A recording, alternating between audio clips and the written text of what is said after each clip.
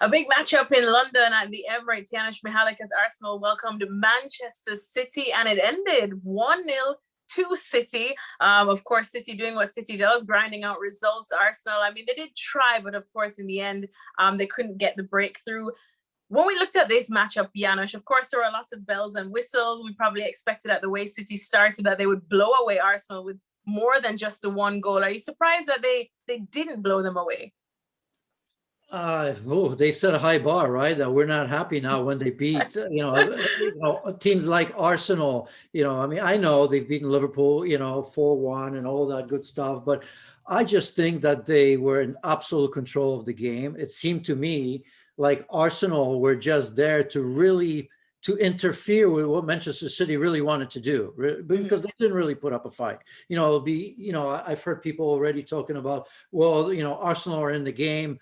Were they really in the game? By the result, by the score, I suppose, but not by anything that Arsenal did. And the fact that the goal went in early, that sort of goal, which was outstanding, right? The sort of goal that you would expect from Manchester City, absolutely wonderful. If you look at Ruben Dias, that diagonal to Riyad Mahrez, great touch, one-on-one with Tierney, and a great cross. And thank you very much from Sterling, right? Obviously, but defending there from Holding and Bellerin, by the way, because he had him initially, kind of let him go.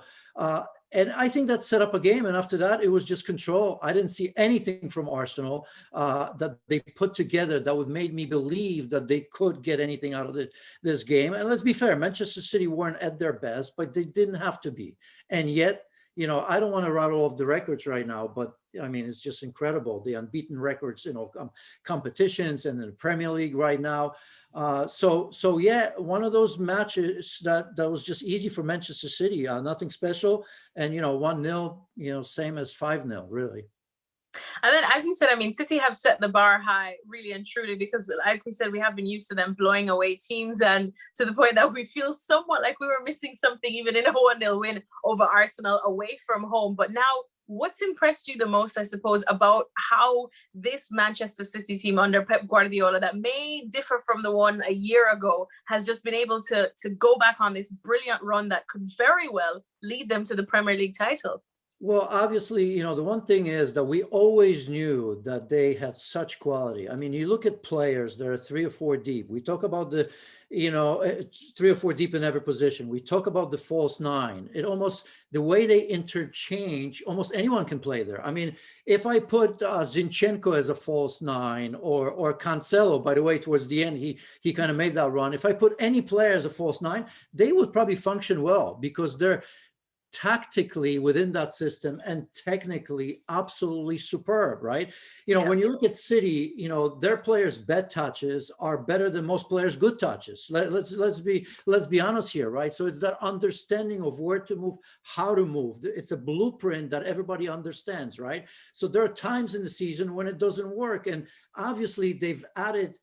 Remember 2-3 years ago, they were sensational. They're there, but they're even more dangerous because they've added that extra layer of, defensive stout. I mean, it's incredible. You're talking about 15 clean sheets now, only 15 goals conceded. And it's not just the addition of Ruben Dias and all that, right? That's easy to say. I think they're much better because of players like him and reemergence of John Stones.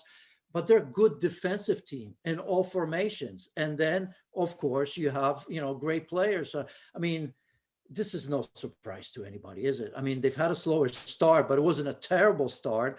And now everybody's getting healthy and everybody is putting their top game together. And they're just outstanding players. Nobody comes even close to having this depth.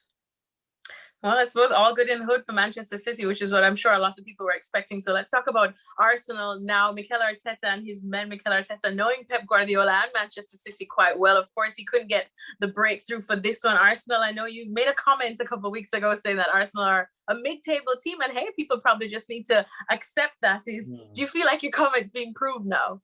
Well, it's not about that. I mean, I've made many comments and been wrong on numerous occasions, and I'm sure I will be wrong again. But that's where they are. I mean, it's great. Just looking at the table, looking how they play.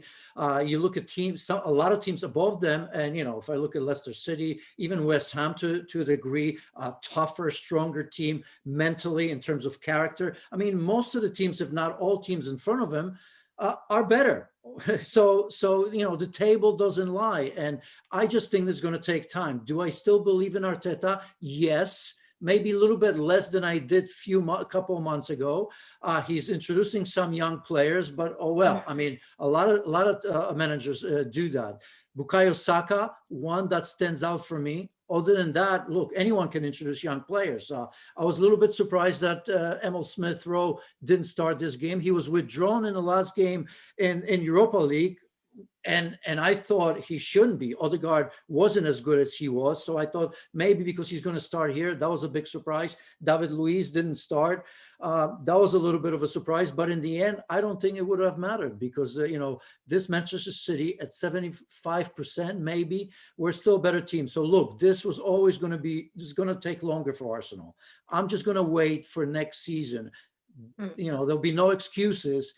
But I don't know the way Arsenal stand right now, Alexis, that, they're a top-4 team. There would have to be a lot of changes in the off-season.